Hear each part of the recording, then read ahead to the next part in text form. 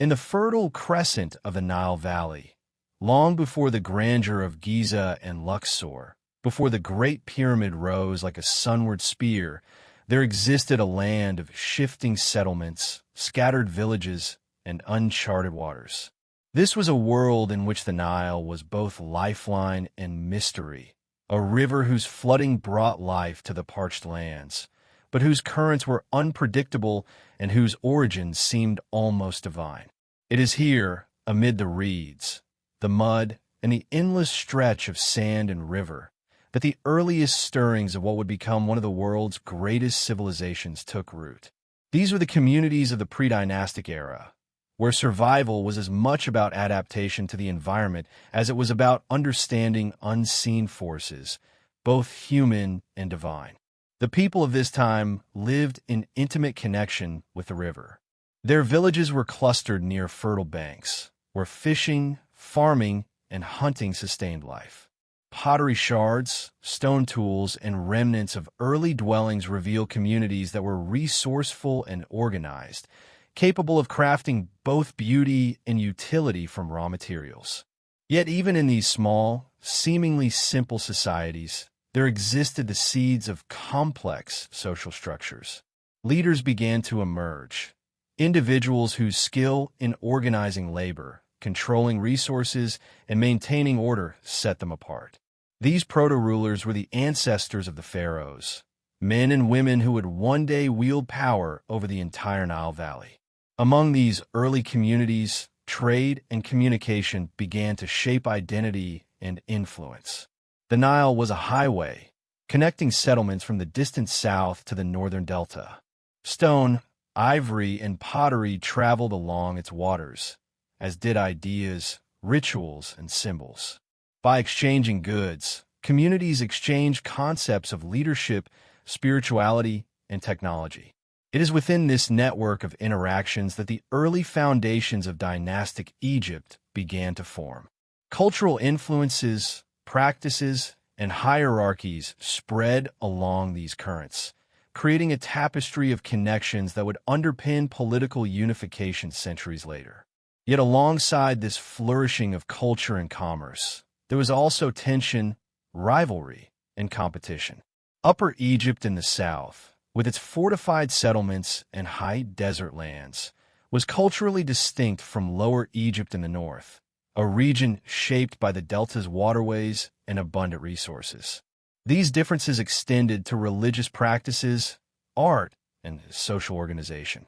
Local chieftains and proto-kings wielded influence over their territories, often vying for dominance. It was within this crucible of competition and convergence that the figure of the unifier, a leader capable of bridging cultural divides and consolidating power, would eventually emerge. The landscape itself shaped the development of early Egypt. The Nile's predictable flooding was both a boon and a necessity. The annual inundation deposited fertile silt along its banks, allowing agriculture to flourish, but it also required careful observation and planning. Early Egyptians learned to anticipate the river's rhythms, to cultivate crops according to celestial patterns, and to develop irrigation techniques that maximize productivity. This intimate understanding of nature was not merely practical. It was deeply spiritual. The river's cycles were intertwined with the divine, and those who could interpret them gained not only survival but authority, bridging the natural and supernatural worlds. Religion in these early communities was emerging, subtle yet profoundly influential. Deities of the sky, river, and earth were worshipped in rudimentary shrines and sacred groves. Early ritual objects, figurines, and symbolic marks suggest an understanding of unseen forces shaping life and death. The chieftains and proto-rulers often positioned themselves as intermediaries between humans and these forces, laying the groundwork for the concept of divine kingship that would later define the pharaohs. Through ritual, offering, and symbolism, authority was as much spiritual as it was political, establishing a model that persisted throughout Egypt's history. It is within this complex interplay of survival, spirituality, and social organization that Narmer, sometimes called Menes, enters the story. He is the figure who bridges prehistory and history, uniting disparate territories into a single entity that would become the first dynasty of Egypt. Narmer's significance cannot be overstated. He is more than a historical ruler. He is the embodiment of transformation, a figure through whom Egypt itself began to define its identity. Yet he remains enigmatic, known primarily through artifacts like the Narmer palette and scattered inscriptions. These objects, surviving millennia, are at once records of power and cryptic puzzles that hint at ritual, strategy, and hidden meaning. The Narmer palette, discovered at Hierakonpolis, is both striking and mysterious. On one side, Narmer is shown wearing the white crown of Upper Egypt, wielding a ceremonial mace, and standing over defeated foes. On the other, he wears the red crown of Lower Egypt, symbolizing the unification of two lands under his rule. Surrounding him are intricate depictions of animals, attendants, and symbolic figures, their precise meanings debated endlessly by scholars. The palette is not merely a political statement. It is a ritual object, a symbolic codex, and perhaps even a guide to understanding the unseen forces governing life and order. Its artistry suggests careful planning, deep symbolism, and a deliberate blending of reality and myth. Narmer's unification of Upper and Lower Egypt was a monumental achievement, one that required both military strategy and political acumen. The South, with its fortified settlements, required diplomacy and control, while the North demanded integration of fertile lands and delta communities. Achieving unity was no small feat. It involved not only conquest, but the creation of a shared identity, symbols, and rituals that could be recognized by diverse peoples. Narmer accomplished this, establishing a centralized authority, codifying symbols of kingship, and laying the foundations for a civilization that would endure for millennia. Archaeological evidence underscores Narmer's visionary approach.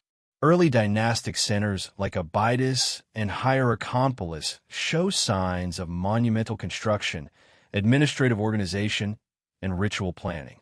Tombs, ceremonial spaces, and early temples reveal rulers' intent on consolidating earthly and spiritual authority. Even at this early stage, there's an awareness of the power of image, architecture, and a ceremony. Narmer's rule was as much about perception as it was about practical governance, an insight that speaks to his sophistication as a leader and to the emerging complexity of Egyptian civilization. But beyond politics and construction, Narmer's significance lies in his symbolic and spiritual role. His depiction on the palette and other artifacts suggests that unification was framed as a divine act, a harmonization of chaos and order, mortality and eternity. The pharaoh became a mediator between the human and the divine, an embodiment of Ma'at, the principle of cosmic balance that would dominate Egyptian thought. His authority was not only physical, but metaphysical, reinforced through ritual, imagery, and carefully curated narratives. The creation of a unified Egypt was, in essence, a spiritual act as much as a political one. Even today, Narmer's legacy continues to provoke fascination and speculation. The surviving artifacts are tantalizing glimpses of a ruler who understood power as performance, perception, and ritual. The unification of Egypt, the establishment of divine kingship, and the creation of symbolic language through art and architecture all point to a civilization deeply conscious of its own image and influence. Narmer's story is both historical and mythic, a bridge between the tangible achievements of early Egypt and the enduring mysteries that have captivated generations of scholars, explorers, and dreamers. To understand the origins of Egypt, one must first immerse oneself in the world Narmer inhabited, a world of riverine abundance and desert peril, of local chieftains and emerging states, of practical survival intertwined with spiritual vision. It was a world poised on the edge of transformation, ready for a leader who could consolidate power, codify belief, and establish the blueprint for one of the most remarkable civilizations in human history. In this context, Narmer is not merely a man. He is a symbol, a narrative, and a mystery, a focal point around which the story of early dynastic Egypt begins. From the scattered villages along the Nile to the first monumental constructions, from the spiritual rituals that bound society to the artistic codices that preserved memory, the foundations of Egypt were laid in these early years. Narmer's unification, the development of social and spiritual hierarchies, and the creation of symbolic language marked the dawn of a civilization that would endure for millennia. It is a story of vision, strategy, and mystery, a story that begins not with pyramids or temples, but with the fertile banks of the Nile, the rise of leadership, and the first steps toward immortalizing human ambition through art, ritual, and enduring authority. Long before the titles of pharaoh or the grandeur of monumental tombs, the Nile Valley was a landscape of quiet life, of small communities working in harmony with the river that sustained them.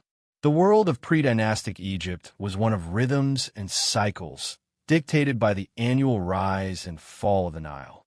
Floodwaters would sweep across the land, leaving behind the dark, fertile soil that would feed generations. Farmers learned to read the river like a book, timing their planting and harvesting, developing techniques that allowed their villages to flourish. These small settlements, though modest in appearance, were incubators of a civilization yet to come. The people of this era were not idle.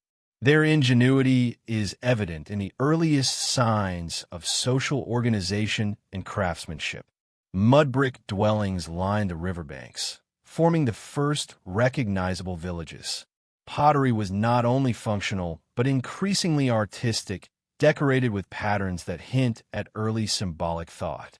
Tools of bone, flint, and copper reflect both practicality and a subtle sophistication. Traders and travelers carried goods, stories, and knowledge along the river, knitting together disparate communities into a slowly emerging network of interaction. These interactions were the silent groundwork for political unity, a cohesion that would later make the rise of pharaohs possible. Alongside the practical, a more enigmatic side of these communities was developing: ritual, belief, and the earliest forms of spiritual practice. Archaeologists have uncovered small figurines, symbolic carvings, and burial items that suggest a complex understanding of life, death, and the beyond. Some graves were simple pits. Others, larger and more elaborate, included objects that might have been intended to protect, guide, or honor the deceased in a world beyond. Even in these earliest days, there was an awareness of power, both human and divine, and a recognition that some individuals held greater influence than others. The rise of leadership in these early communities is difficult to trace, but evidence points to figures who wielded authority not merely through force, but through perceived divine or symbolic power. Certain graves are noticeably larger, more elaborate, or accompanied by items that denote status, ceremonial objects, ornate jewelry, or intricate figurines. These proto-rulers likely acted as intermediaries between the people and the forces they did not understand: the river's cycles, the movement of the stars, the mysteries of life and death. In a world governed by natural forces, the ability to interpret, predict, and influence outcomes could make a leader indispensable. As villages grew into larger settlements, social structures became more complex. Communities began to cooperate for large-scale projects, such as irrigation canals, storage facilities, or communal defenses. This cooperation required organization, planning, and leadership, laying the groundwork for political hierarchies. Those early leaders, perhaps chosen for their wisdom, charisma, or spiritual authority, became prototypes of the pharaohs who would one day unify the land. The seeds of kingship, then, were sown long before the crowns and regalia of the First Dynasty. Yet even in these small communities, the sense of mystery and secrecy was profound. Early Egyptians seem to have understood the power of symbols and ritual, embedding meaning in objects and practices that ordinary people might not fully grasp. This hidden layer of knowledge, rituals performed in private, symbols etched in pottery or carved into tombs, suggests that from the very beginning, authority in Egypt was not just about rule, but about perception, about controlling not only land and labor, but belief itself. One of the most compelling pieces of evidence for this early complexity comes from the artifacts left behind. Ivory tags, small carvings, and ceremonial palettes reveal that people were beginning to document and communicate concepts of ownership, hierarchy, and power. These early records, though cryptic, hint at a consciousness of legacy, of the desire to preserve memory and influence beyond a single lifetime. Even without formal writing, these communities were laying the intellectual and spiritual foundations for the dynasties to come. The landscape itself played a role in shaping these early societies. The Nile was a highway, a source of sustenance, and a spiritual axis. Its predictable flooding encouraged stability, while its vast deserts provided natural protection from invasion. Within this environment, communities could experiment with social structures, religious ideas, and political authority. The interplay between environment and culture allowed a remarkable civilization to take root, one that would eventually produce rulers claiming divine right, monumental architecture, and a system of governance unrivaled in the ancient world. It is worth pausing to consider the human dimension of this era. The lives of ordinary Egyptians, farmers, artisans, hunters, and spiritual practitioners, were intertwined with the emergence of leadership. They built the physical and cultural infrastructure that allowed the first pharaohs to rise. They participated in rituals whose meanings may now be lost, but whose importance was immense. They witnessed the subtle shifts in power that would eventually consolidate authority under a single ruler. And while their names are mostly unknown, their collective contribution forms the invisible scaffolding upon which the First Dynasty would stand. In the quiet, pre-dynastic Nile Valley, then the stage was set for history. The river's life-giving waters nourished both body and imagination. Communities learned to harness natural forces, to communicate ideas, and to organize themselves in ways that hinted at the grandeur yet to come. And somewhere among these early settlements, leaders emerged who understood that power was more than physical control. It was symbolic, spiritual, and enduring. These proto-kings, these first visionaries of order and authority, were the true precursors of the pharaohs, and their story, though often overlooked, is essential to understanding the dawn of Egypt. As the sun rises over these ancient settlements, casting long shadows across the fertile land, we are reminded that history is not just built in stone or recorded in texts. It is built in human action, belief, and ambition. The first pharaohs did not appear from nowhere. They were the culmination of centuries of social evolution, spiritual exploration, and human ingenuity. And so, as we continue this journey, we will follow the threads of this early world, tracing the rise of authority, the emergence of kingship, and the subtle mysteries that would one day transform the Nile Valley into a civilization that would astonish the world. From the scattered villages along the Nile, a new kind of power began to emerge, a force not merely rooted in survival or local authority, but in the very idea of leadership itself. In these early centuries, the concept of kingship was still forming, fragile yet potent, delicate yet absolute. It was an idea that combined human ambition with divine symbolism, merging earthly governance with cosmic order. The first rulers of Egypt did not simply inherit power. They crafted it, shaping both reality and perception in ways that would resonate for millennia. The transition from community leadership to kingship was gradual, almost imperceptible. Certain individuals began to distinguish themselves, not only through their skill in organizing labor, directing irrigation, or leading hunting expeditions, but through their ability to inspire awe and devotion. These proto-kings understood something that would define Egyptian rule for thousands of years, that authority was as much about perception as it was about force. Their power rested not only on the ability to command, but on the belief of their subjects that they were chosen, sanctioned, and guided by forces beyond the mundane world. Religion and symbolism played a central role in this transformation. Early Egyptians were intensely observant of natural cycles, the rising and setting of the sun, the phases of the moon, the flooding of the Nile, and they interpreted these phenomena as expressions of divine will. Leaders who could claim a connection to these forces gained not just respect, but reverence. They became intermediaries between humans and gods, interpreters of cosmic order, and arbiters of life and death. In this delicate interplay between the earthly and the divine, kingship was not merely administrative. It was spiritual, sacred, and almost magical. The earliest representations of rulers offer tantalizing glimpses into this evolving authority. Carvings and palettes from the late pre-dynastic period show figures wearing distinctive crowns, wielding symbols of power, and commanding scenes of conquest or ritual. These images were not merely decorative. They were statements of legitimacy, designed to communicate a ruler's dominance, divine favor, and ability to unify communities under a single vision. One such artifact, the Narmer palette, hints at a deliberate fusion of symbolism and propaganda, depicting a ruler whose authority spans both Upper and Lower Egypt, commanding obedience not through coercion alone, but through the careful orchestration of imagery and myth. Yet kingship was not solely ceremonial or symbolic. These early rulers faced tangible challenges.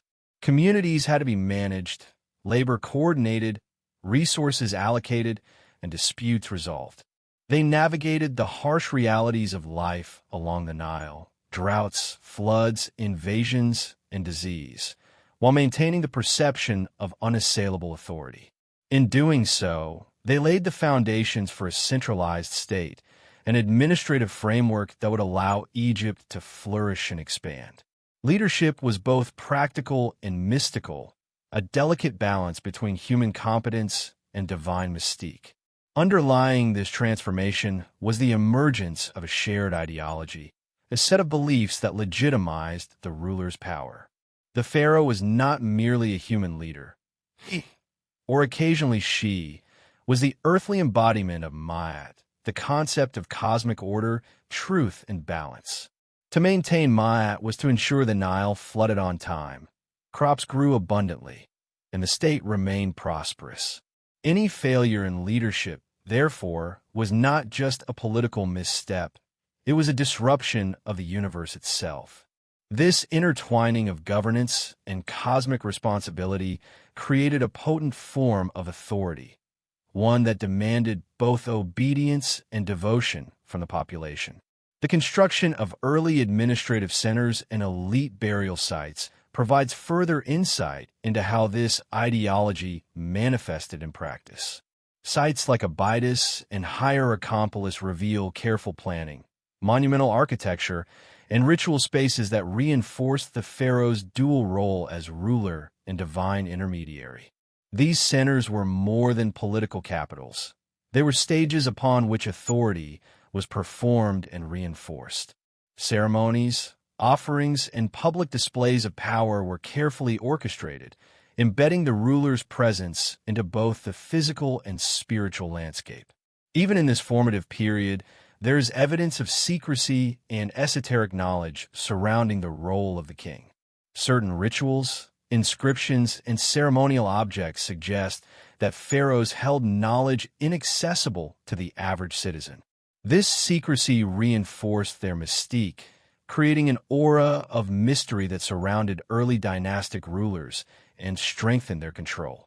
The idea of hidden wisdom, known only to the ruler and a select priestly class, would remain a defining feature of Egyptian kingship for centuries, ensuring that the pharaoh's authority extended beyond the material into the symbolic, the sacred, and the eternal. It is also important to recognize the human dimension of these first rulers. Behind the crowns and ceremonial robes were men and women navigating uncertainty, ambition, and risk. Their decisions shaped the lives of thousands. Their successes and failures echoed across generations.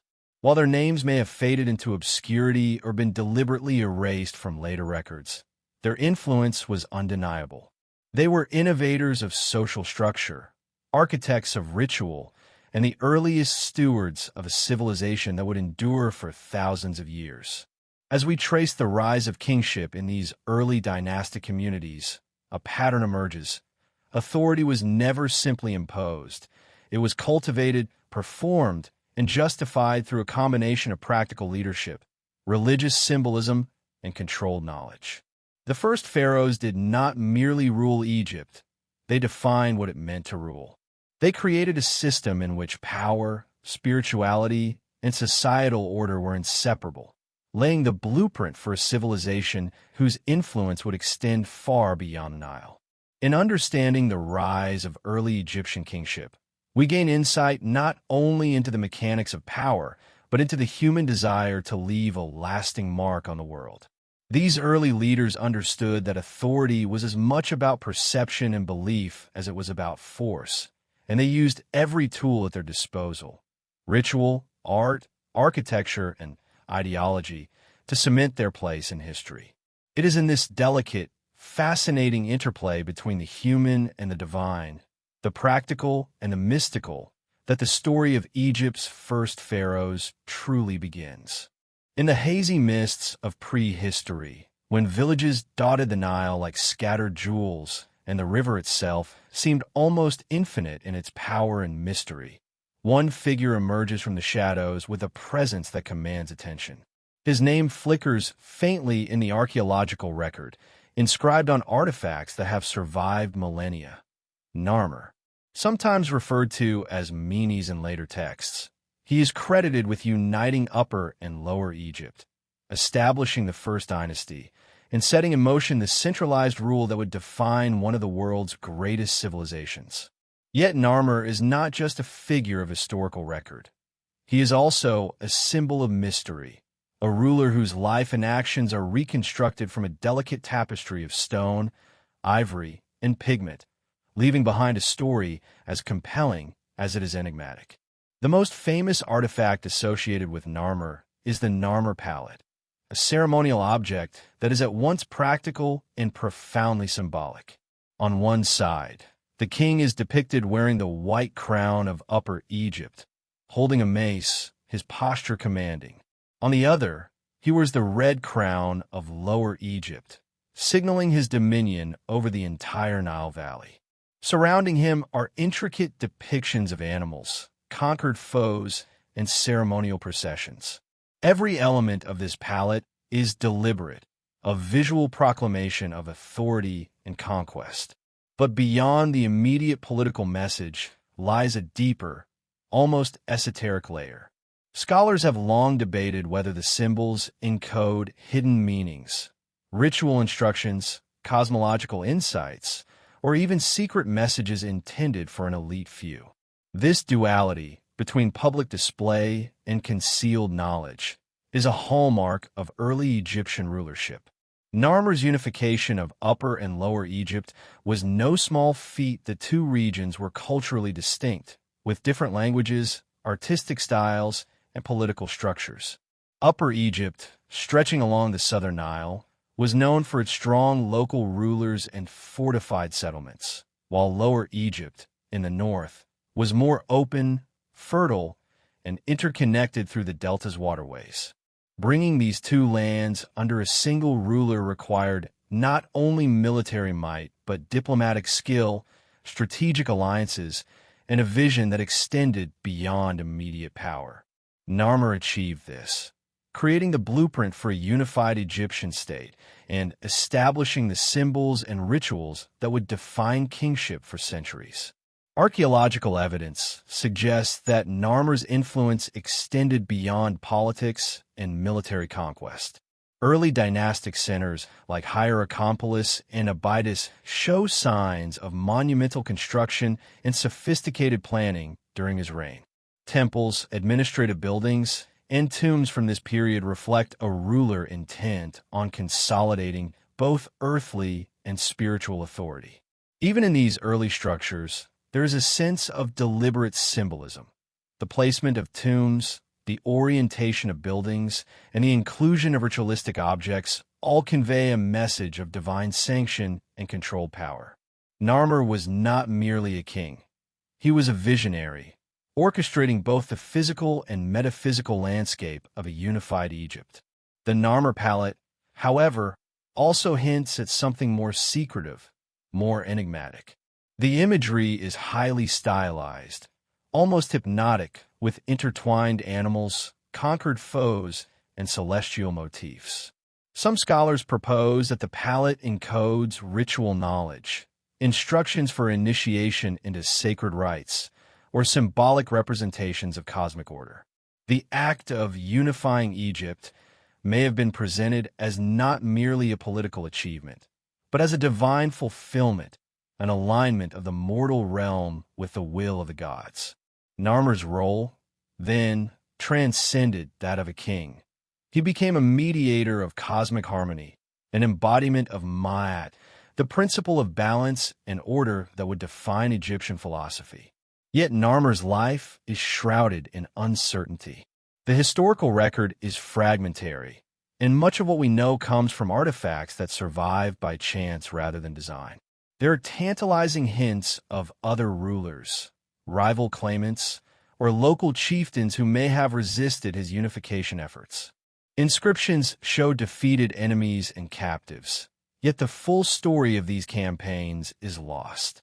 What remains is the narrative that Narmer, through a combination of strategy, ritual, and symbolic authority, emerged as the unifier, the first pharaoh in the sense that later generations would recognize.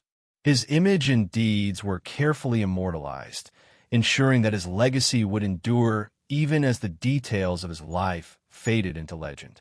Narmer's significance is further amplified by the ways in which later dynasties invoked his memory. Kings who followed sought to legitimize their authority by linking themselves to the first unifier, echoing his symbols, crowns, and ritual practices. This suggests that Narmer's reign was not merely a moment in history. It was a foundational myth, a narrative of origin that shaped Egyptian identity and reinforced the sacred nature of kingship. By studying him, we glimpse not only the emergence of political power, but the deliberate construction of memory, image, and ideology, a process as sophisticated as any modern statecraft. In exploring Narmer's world, one is struck by the interplay between tangible conquest and symbolic resonance. The unification of Upper and Lower Egypt was both a physical achievement, involving the coordination of armies and resources, and a metaphysical act, codified in art, ritual, and belief. Narmer's authority was validated not only by his control over land and people, but by the perception that he was the chosen intermediary between gods and mortals, the anchor of order in a world that could easily tip into chaos. This duality, practical governance intertwined with sacred symbolism, is a defining feature of early Egyptian rule and one of the reasons why Narmer's legacy has endured so powerfully. The story of Narmer also invites speculation about the hidden dimensions of early power. The carefully encoded imagery, the selective recording of events, and the seeming emphasis on ritual over mundane administration hint at a ruler who understood that authority was as much about secrecy, perception, and narrative as it was about military might. It is possible that much of what he achieved, or wanted to convey, was meant for a limited audience, priests, and elites who understood the deeper significance of symbols, numbers, and ceremonies. In this sense, Narmer is not only a historical figure. He is a symbol of the mysteries that underlie early Egyptian civilization, a testament to the deliberate intertwining of knowledge, power, and myth. As we consider Narmer and his place in history, we see more than a man who unified two lands. We see the birth of a civilization, the moment when the scattered communities of the Nile were bound together by vision, ritual, and authority. His story reminds us that history is often as much about image and interpretation as it is about action. Narmer's reign is a window into the emergence of kingship, the subtle manipulation of perception, and the creation of a legacy that would resonate across millennia. He stands at the dawn of Egypt's dynastic era, a figure both real and symbolic, tangible and mysterious, a unifier, a king, and perhaps a keeper of secrets that the sands of time have preserved for those willing to look closely. Long after Narmer's unification of Upper and Lower Egypt, the first dynastic rulers sought to establish their legacy not only through governance and conquest, but through burial, through tombs that were at once final resting places, ritual spaces, and carefully curated statements of power. These early tombs, scattered across sites like Abydos, Saqqara, and Hierakonpolis, offer a fascinating window into the minds of Egypt's first pharaohs and the complex interplay between life, death, and divine authority. Unlike the later, towering pyramids that dominate our imagination, these early dynastic tombs were more subtle, yet their symbolic weight was immense. They were the initial expressions of a civilization wrestling with mortality, eternity, and the human desire to leave a mark that would transcend time. The tombs themselves were remarkable for their variation and intricacy. Some were simple pits dug into the desert floor, lined with mud bricks and modestly furnished with personal items. Others were larger structures, with multiple chambers, ceremonial objects, and signs of careful planning. Even in these early forms, there is evidence of a deep spiritual consciousness. Graves contain figurines, pottery, and tools, objects intended not just for practical use in the afterlife, but as part of rituals that reflected the pharaoh's connection to the divine. These were not merely interments. They were performances, statements, and messages intended for the gods, for the living, and perhaps for forces we no longer understand. Among the most fascinating discoveries are the ceremonial objects, such as palettes, scepters, and symbolic figurines. Each item appears to have been selected with care, imbued with meaning beyond its immediate function. Some archaeologists speculate that these objects contained esoteric significance, encoded knowledge meant to guide the ruler in the afterlife or to protect their spirit from chaos. Ivory tags and small inscriptions suggest a system of symbolic communication, one that may have been understood only by a priestly elite or the pharaoh himself. This careful attention to ritual and symbolism reveals that even in death, the early pharaohs were orchestrating perception, reinforcing their divine authority and control over the cosmic order. Abydos, one of the most significant necropolises of the First Dynastic Period, provides a particularly compelling glimpse into this world. Excavations there have revealed tombs of extraordinary complexity, including deep underground chambers and carefully aligned passageways. The placement of these tombs was deliberate, reflecting not only respect for the deceased, but also an understanding of spatial symbolism, celestial orientation, and ritual practice. Some tombs appear to mirror cosmic principles, aligning with celestial bodies or cardinal points in ways that suggest a broader vision of the universe and the pharaoh's role within it. Even the smallest chamber or artifact may have carried meaning that transcends ordinary comprehension, a silent language of power and sacred order. Saqqara, another critical site, further underscores the sophistication of these early burials.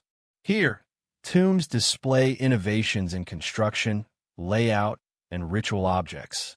Some chambers are decorated with incised symbols, patterns, and imagery that evoke both life and death, the seen and unseen. Among these early burials, we also see the emergence of the concept of a funerary complex, a combination of tomb, ceremonial space, and ritual pathway that would later evolve into the grand pyramid complexes. These early experiments reflect a deep understanding of symbolism, belief, and societal organization, suggesting that the pharaohs were not only political leaders, but architects of spiritual landscapes.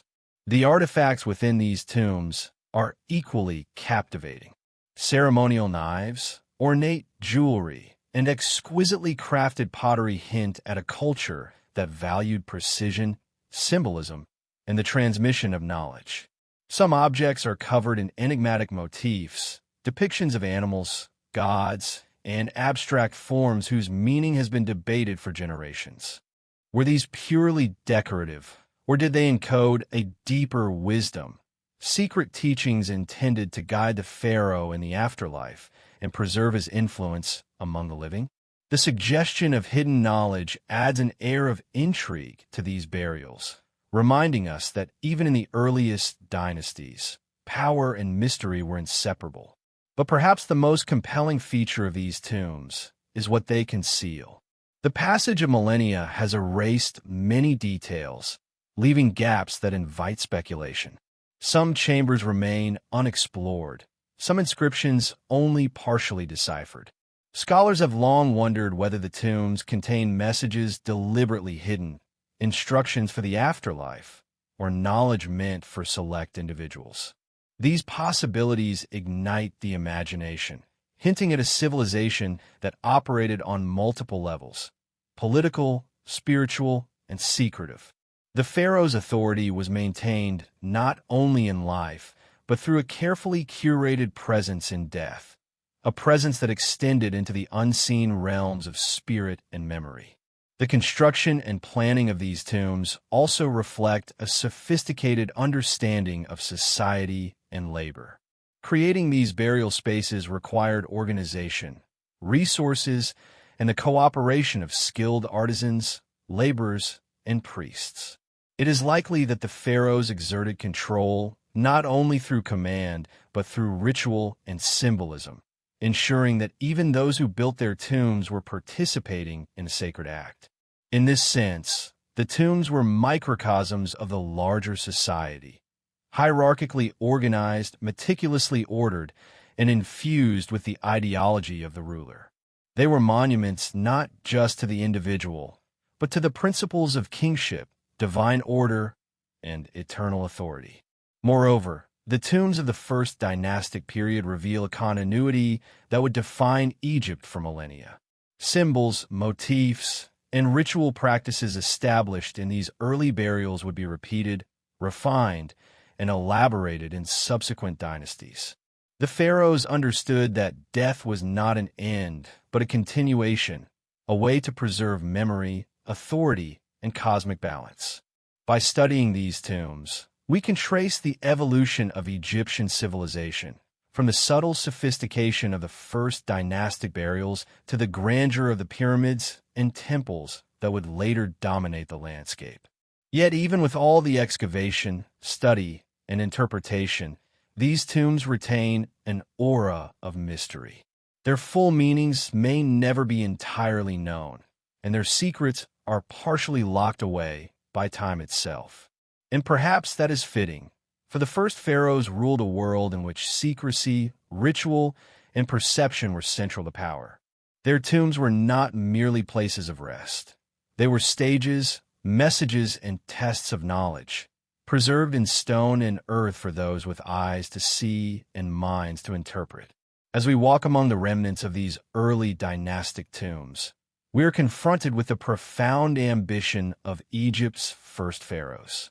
They sought to control not just the lands and people of their kingdom, but the very narrative of their existence. Through burial, ritual, and symbolic design, they crafted legacies that would endure across millennia. The objects, layouts, and hidden meanings within these tombs remind us that Egypt's story is not simply one of rulers and conquests, but of ideas, mysteries, and carefully preserved knowledge. In this way, the first dynastic tombs stand as silent witnesses to a civilization in its formative years. They tell of rulers who understood the power of symbolism, the necessity of ritual, and the enduring human desire to leave a mark that defies the passage of time. Each artifact, each chamber, each carefully aligned structure is a whisper from the past, inviting us to ponder the mysteries of life, death, and authority in ancient Egypt. These tombs are more than monuments. They are gateways into a world where power, belief, and secrecy intertwined, shaping a civilization whose echoes still resonate across the sands of time. Among the many mysteries of ancient Egypt, few are as compelling as the notion of divine kingship, the belief that the pharaoh was not merely a mortal ruler, but a living god on earth. From the earliest dynasties, this concept was central to Egyptian governance, shaping society, religion, and culture. The pharaoh was simultaneously king, high priest, and intermediary between humans and the divine. His authority was not only enforced through armies or administration, but sanctified through ritual, symbolism, and an intimate connection to the cosmos. In the world of Egypt's first rulers, earthly power and spiritual dominion were inseparable, and understanding this is key to unraveling the mysteries of the early dynastic period. The divine nature of the pharaoh was communicated in many ways. Crowns, scepters, and ceremonial regalia were more than ornaments. They were symbols of cosmic authority, each with its own significance. The white crown of Upper Egypt and the red crown of Lower Egypt represented not only territorial control, but the unification of dualities: land and water, chaos and order, life and death. Holding these symbols, the pharaoh embodied Ma'at, the principle of balance and harmony that governed the universe. To rule without divine sanction was unthinkable. Legitimacy itself was rooted in the perception that the king was chosen by the gods, an earthly reflection of celestial order. This intertwining of kingship and divinity extended into ritual. Even before monumental temples and grand pyramids, early pharaohs were surrounded by ceremonies that reinforced their sacred authority. Priests performed rites that few commoners could witness, often in hidden chambers or private sanctuaries. Offerings, libations, and chants were carefully choreographed to honor the gods and maintain cosmic balance. These rituals were as much about reinforcing political power as spiritual devotion. By participating or overseeing these sacred acts, the pharaoh asserted control not only over the living, but over the invisible forces believed to shape reality itself. One of the most fascinating aspects of divine kingship is the emphasis on secrecy. Many rituals, symbols, and ceremonial acts were deliberately concealed from ordinary citizens. This secrecy reinforced the aura of the pharaoh as an extraordinary being, endowed with knowledge and authority beyond mortal comprehension. It is possible that early rulers possessed esoteric knowledge of astronomy, mathematics, or ritual symbolism, reserved for themselves and a select priestly class. These hidden practices were integral to maintaining power. They created a divide between the sacred ruler and the population, elevating the pharaoh to a level that was both revered and feared. Art and iconography further reinforced this divine perception. Early dynastic tombs, palettes, and ceremonial objects depict pharaohs larger than life, dominating scenes with animals, captives, and symbols of the gods. These images were not merely celebratory. They were instructive, communicating the ruler's connection to divine forces and his capacity to maintain order in a world teetering on the edge of chaos. Every gesture, crown, and emblem was carefully chosen to convey authority, control, and sacred legitimacy. In essence, the pharaoh was both ruler and narrative, his story encoded into art, ritual, and architecture. The idea of divine kingship also shaped daily life for the people of Egypt. From the earliest dynasties, society was organized around the pharaoh's authority. which was understood as both political and spiritual. Temples, administrative centers, and ritual spaces were constructed to serve the ruler and the gods simultaneously, reinforcing the perception that society's prosperity depended on the pharaoh's divine favor. Farmers, artisans, and laborers participated in rituals and communal projects that reflected this hierarchy, unknowingly enacting the very ideology that kept the ruler's power unquestioned. In this way, divine kingship was not just belief, it was lived experience, a framework that structured every aspect of life along the Nile. Even in death, the pharaoh's divine status persisted. Early dynastic tombs were designed as sacred spaces, intended to preserve the ruler's spirit and sustain his influence in the afterlife. Burial goods, ceremonial objects, and carefully aligned chambers were believed to ensure that the king continued to oversee cosmic balance even from beyond the mortal world. In essence, death did not diminish authority. It transformed it, extending divine presence into eternity. This belief in continuity reinforced the societal structure and highlighted the centrality of the pharaoh in both the mortal and spiritual realms. The connection between kingship and cosmic order also manifested in celestial observation. Many scholars suggest that early Egyptian rulers were keen astronomers, observing the stars and planets to guide both practical and ritual decisions. Alignments of tombs, temples, and ceremonial pathways often corresponded to celestial events, hinting at a sophisticated understanding of the heavens.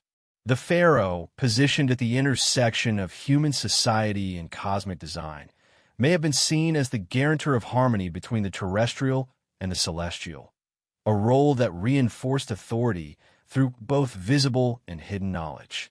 These elements of divine kingship, ritual, secrecy, iconography, and cosmic alignment, together created a system of control that extended far beyond the abilities of ordinary rulers. Early pharaohs did not rely solely on armies or taxes. They wielded perception, belief, and carefully maintained mystery as tools of governance.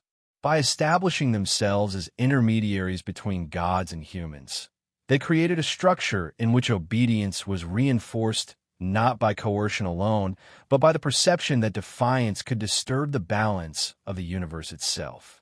The first pharaohs also understood that symbols and rituals could endure across generations, embedding their authority into the very fabric of culture. Even subtle gestures, ceremonial arrangements, or objects placed in tombs carried long-lasting power, influencing how later rulers were perceived and remembered. Divine kingship was therefore both immediate and enduring, a system that combined practical leadership with spiritual omnipresence. The pharaoh was at once king, priest, and cosmic anchor, a figure whose presence extended far beyond the limits of life and death. In contemplating divine kingship, one sees that early Egyptian rulers were not simply administrators or warriors. They were architects of belief, masters of perception, and custodians of secret knowledge. Their power was carefully crafted through ritual, iconography, and a profound understanding of human psychology. Authority was sacred, mysterious, and deeply intertwined with the cosmos, creating a system in which the pharaoh's presence was absolute and unassailable. Through these rituals, secret practices, and symbolic expressions, the first pharaohs established the enduring blueprint for Egyptian rule. They demonstrated that power is not merely held. It is performed, perceived, and believed. By merging governance with divinity, they created a civilization in which order, ritual, and the sacred were inseparable. Their legacy, encoded in tombs, artifacts, and monuments, continues to captivate us, offering glimpses of a world where kings were gods, rituals shaped reality, and the line between mortal and divine was deliberately blurred. Long before the towering pyramids of Giza pierced the desert sky, before colossal statues of pharaohs watched over the sands, and before hieroglyphs adorned monumental temples, The earliest dynastic rulers of Egypt were experimenting with the very idea of monumental burial. These first tombs were humble by later standards. Mud brick mastabas, elongated chambers, and simple pits. But within their simplicity lay profound symbolism. They represented the pharaoh's early attempts to negotiate the boundary between life and death, the mortal and the divine, and to assert authority across both worlds. In these structures, we can trace the embryonic stages of Egypt's obsession with permanence, immortality, and cosmic order. The mastabas of the early dynasties, particularly those at Saqqara and Abydos, were remarkable for their architectural innovation. While outwardly modest, they often contained multiple chambers, deep subterranean passages, and hidden spaces whose purpose remains partially speculative. These chambers were not just burial spaces. They were ritual theaters, stages upon which the pharaoh's passage from life to death could be observed, honored, and, most importantly, controlled. Some chambers were carefully aligned with celestial points, suggesting that even in these early days, the pharaohs understood the relationship between the heavens and earthly power. The tomb itself became a symbolic microcosm, mirroring the structure of society, the cycles of nature, and the cosmic order the pharaoh was charged to maintain. Artifacts found within these pre-pyramid tombs provide insight into both practical needs and symbolic intention. Simple pottery, tools, and jewelry accompany the deceased, intended for use in the afterlife, but many items carried hidden meanings. Figurines, for example, may have represented servants, protective spirits, or divine intermediaries, ensuring the pharaoh's well-being beyond death. Some objects display intricate carvings, animal motifs, and abstract patterns whose interpretation continues to puzzle archaeologists. These designs hint at an esoteric understanding of life, death, and spiritual continuity, knowledge perhaps reserved for the pharaoh and a select group of priests. The evolution of mastabas into larger, more elaborate funerary structures marks a fascinating transition in early Egyptian society. As pharaohs consolidated power, their tombs expanded, incorporating ceremonial spaces and ritual courtyards. These spaces allowed priests and attendants to perform rites designed to sustain the king's spirit and reinforce his divine authority.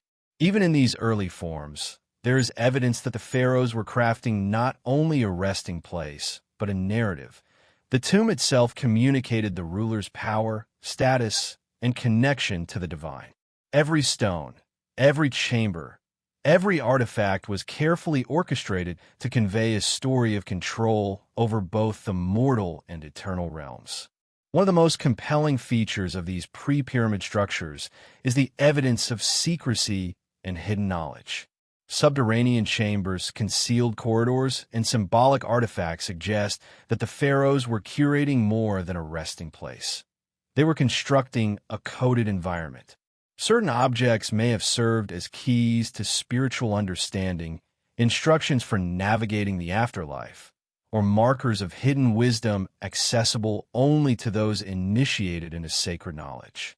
This secrecy reinforced the mystical authority of the pharaoh, creating an aura of power that extended far beyond the physical domain of life. These early tombs also reveal the labor and organization required to create monumental statements of authority. Even modest mastabas demanded skilled artisans, coordinated labor, and access to resources, an indication of the centralized control that pharaohs exercised over both human and material wealth. Constructing these tombs was a social, political, and religious endeavor. Every worker, from the mason to the priest, participated in a ritualized performance that reinforced the pharaoh's centrality, embedding the ruler's authority into the very act of construction. In essence, the tombs functioned as instruments of social cohesion, spiritual reinforcement, and political legitimacy simultaneously. Perhaps most fascinating is the sense of continuity these early tombs demonstrate. Although they lacked the sheer scale and grandeur of later pyramids, they established the principles that would define Egyptian monumental architecture for millennia: alignment with the cosmos, symbolic representation of divine power, meticulous planning, and a profound focus on immortality.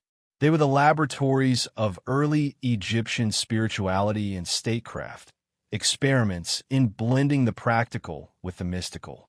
Through these structures, we can trace the evolution of a civilization increasingly obsessed with permanence, legacy, and the interplay between mortal authority and cosmic law. The orientation of early tombs also provides tantalizing clues about the pharaoh's worldview. Many are aligned with specific stars, solar paths, or cardinal directions, suggesting that celestial observation was integral to both ritual and construction. Some scholars posit that these alignments allowed the pharaoh's spirit to synchronize with cosmic rhythms, reinforcing his role as the earthly embodiment of order. The tomb, in this sense, was both a literal resting place and a spiritual conduit, linking the terrestrial realm with the heavens. The pharaoh's journey into death was carefully choreographed to mirror the cycles of the universe, ensuring harmony between life, death, and eternity.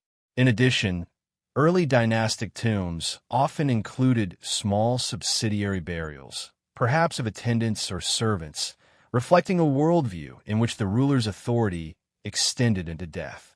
These burials may have been intended to maintain service to the pharaoh in the afterlife, illustrating a belief in continuity of social hierarchy beyond the mortal realm. This practice, while unsettling to modern sensibilities, underscores the comprehensive nature of divine kingship. Authority was not just for life, it was eternal, and the tomb was a carefully constructed instrument to enforce that principle. Even today, these early tombs captivate archaeologists and historians. Their simplicity masks profound sophistication, and their artifacts continue to yield insights into the earliest dynastic practices. The combination of practical burial, ritual significance, cosmic alignment, and encoded symbolism creates a multi-layered narrative that speaks to both the ingenuity and the spiritual depth of Egypt's first pharaohs. These structures are not merely relics. They are laboratories of power, sanctuaries of belief, and early expressions of a civilization's obsession with permanence, order, and the divine. Ultimately, the tombs of the early dynastic period reveal a civilization experimenting with immortality, authority, and the delicate balance between the visible and invisible. They are precursors to the monumental pyramids that would dominate the Giza Plateau, but they carry a purity of purpose: to preserve, to communicate, and to control. Through these structures, we glimpse the pharaoh's understanding of life, death, and the afterlife, as well as their sophisticated approach to symbolism, ritual, and societal control. In the sands of Abydos, Saqqara, and Hierakonpolis, the first echoes of Egypt's eternal legacy still resonate, offering a whisper of the mysteries that would continue to shape this extraordinary civilization for thousands of years. Art in ancient Egypt was never merely decorative. From the earliest dynasties, it functioned as a language, a visual code that conveyed political authority, spiritual truths, and secret knowledge. In the time of Egypt's first pharaohs, art was imbued with symbolism, ritual significance, and cosmic meaning, offering both insight and mystery to those willing to look closely. Every palette, figurine, and engraving carried multiple layers of intent, serving not only to celebrate power, but to encode principles that connected the mortal realm with the divine. In this sense, Egyptian art was both a mirror and a map, reflecting societal hierarchy while guiding the observer through the invisible architecture of belief. One of the most iconic examples of early dynastic art is the Narmer palette, a ceremonial object that is as enigmatic as it is instructive. Its intricate carvings depict Narmer in commanding poses, subduing enemies, and wearing crowns that symbolize the unification of Upper and Lower Egypt. Yet beyond the obvious political message, scholars have long debated the hidden meanings embedded within its imagery. The intertwined animals, abstract patterns, and processions may encode ritual instructions, astronomical observations, or even symbolic narratives intended for an elite audience. This duality, public celebration paired with concealed knowledge, underscores the sophistication of early Egyptian art and the pharaoh's mastery of perception. Early dynastic artists employed strict conventions to convey authority and hierarchy. Pharaohs were depicted larger than life, their figures dominating the scene, while attendants, enemies, or commoners were proportionally smaller. This visual hierarchy was not merely aesthetic.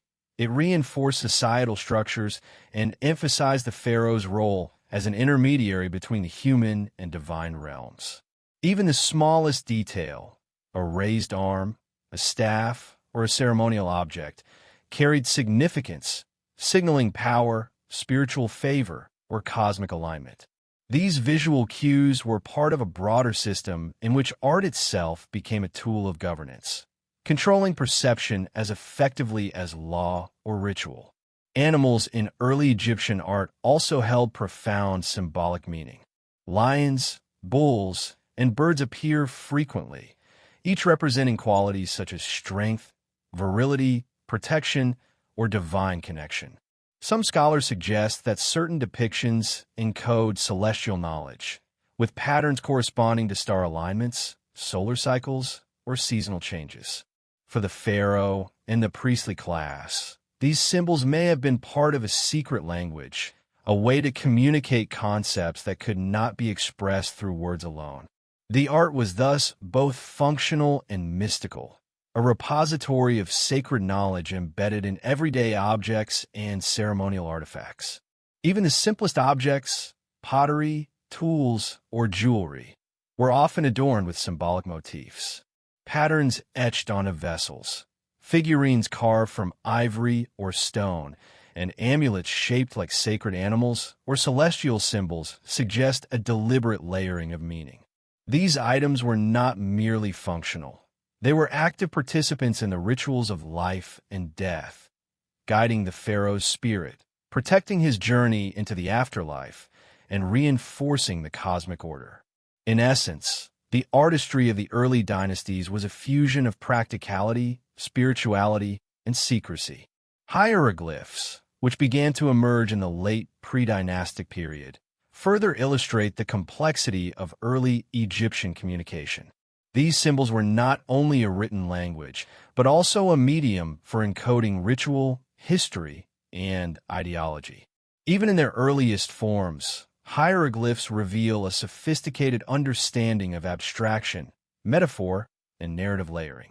The pharaoh's name, often accompanied by protective symbols or divine associations, was carefully crafted to ensure immortality and cosmic alignment.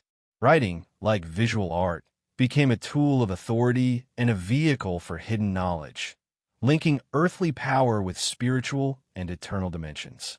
Artistic conventions extended into funerary and ritual spaces, where walls, stelae, and objects were meticulously arranged to convey meaning. Tomb decorations often depicted the pharaoh performing sacred rites, interacting with gods, or overseeing offerings. Each scene was deliberate, reinforcing the idea that the ruler maintained Ma'at, the cosmic order, and that his presence transcended mortal life. Some inscriptions, however, remain partially undeciphered or intentionally ambiguous, leaving scholars to speculate about their full significance. Were these messages intended for the living, the gods, or a select class of initiates who understood the deeper symbolism? The uncertainty adds a layer of mystery, reminding us that Egyptian art was not just expressive but protective, ritualistic, and secretive.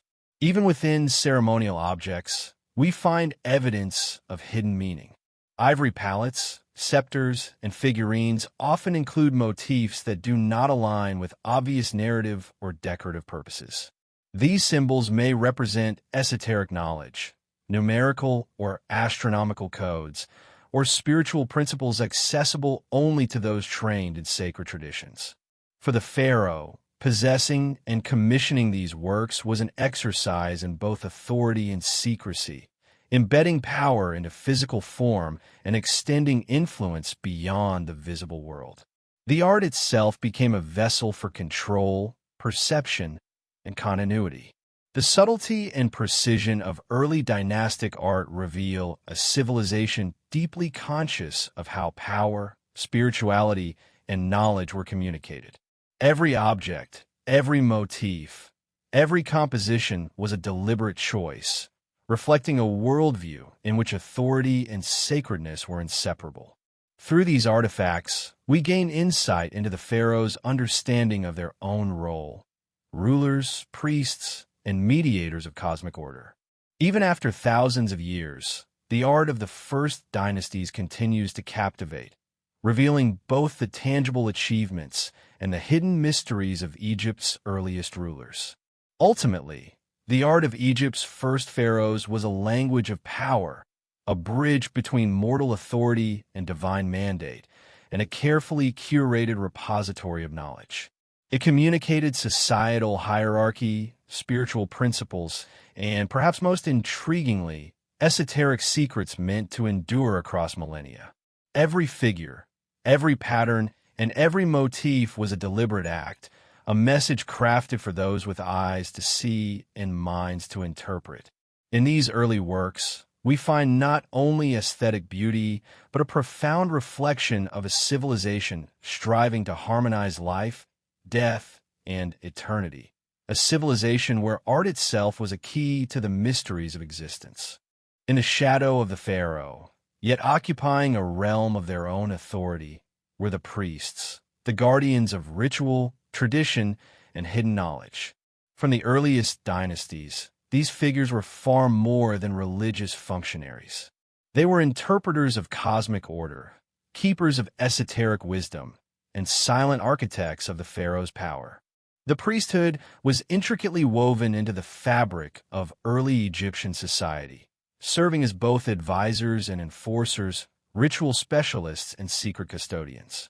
Their influence was subtle yet profound, shaping not only spiritual practice but the very perception of authority itself.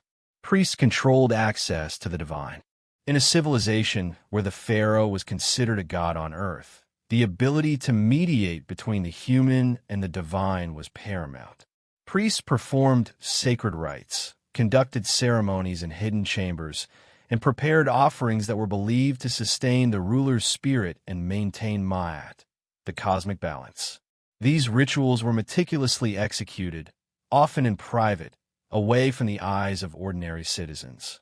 Through secrecy, the priesthood reinforced the pharaoh's mystique, creating an aura of divinity that extended beyond the temporal realm and into the eternal. Their knowledge extended far beyond ceremonial procedures. Early priests were trained in mathematics, astronomy, and the careful observation of natural cycles. They interpreted the movements of stars, the flooding of the Nile, and the patterns of the seasons, translating these observations into ritual calendars, agricultural planning, and ceremonial timing. This knowledge was power, allowing priests to advise the pharaoh, predict events, and guide the functioning of the state. In essence, they were both scientists and mystics, blending empirical observation with spiritual insight to maintain the delicate balance between the earthly and the divine. Hidden knowledge was a central aspect of the priesthood. Certain symbols, inscriptions, and ritual acts were deliberately restricted, intended only for those initiated into sacred traditions. Some objects, ivory figurines, ceremonial palettes, and inscribed amulets, may have contained encoded wisdom, understood only by the priestly class or the pharaoh himself. These secret teachings reinforced social hierarchy and the perception of divine authority. The pharaoh could claim legitimacy not only through conquest and administration, but through possession of knowledge that was, by design, inaccessible to ordinary citizens. Knowledge itself became a mechanism of control, as potent as armies or tribute. The interplay between priests and pharaohs was delicate and complex. Priests needed the pharaoh to sanction their authority, yet the pharaoh relied on priests to maintain spiritual legitimacy. Rituals were carefully choreographed performances in which both parties enacted roles that reinforced social and cosmic order. The pharaoh embodied divine power. The priests interpreted, performed, and amplified it. This relationship allowed for the consolidation of authority, ensuring that the population recognized the sanctity of rule while remaining largely unaware of the hidden mechanics of governance and ritual. Priests also played a critical role in funerary practices. From the earliest dynasties, they guided the preparation of tombs, organized offerings, and oversaw the burial of the pharaoh and elites. They were responsible for preserving the pharaoh's essence in the afterlife, ensuring that the king could continue to govern, protect, and enforce cosmic order from beyond death. Funerary rituals often included recitations, symbolic actions, and the placement of objects with protective or guiding functions. These rites were carefully encoded, reflecting a worldview in which authority, spirituality, and the afterlife were inseparable. The priesthood's influence extended into the realm of education and initiation. Young priests were trained in complex hieroglyphs, ritual procedures, and the symbolic meanings of objects and structures. Initiation was often secretive, with knowledge revealed gradually, layer by layer. This structured secrecy not only preserved esoteric wisdom, but reinforced social hierarchy. Access to divine knowledge was both a privilege and a responsibility, ensuring that the pharaoh's authority remained unchallenged while cultivating a class of specialists capable of maintaining religious and cosmic order. Moreover, priests acted as intermediaries between the pharaoh and the broader population. While the ruler may have been the figurehead of divine authority, the priests translated his presence into observable rituals, ceremonies, and teachings. They provided explanations for natural events, oversaw festivals, and ensured that the populace understood the alignment of social behavior with Ma'at.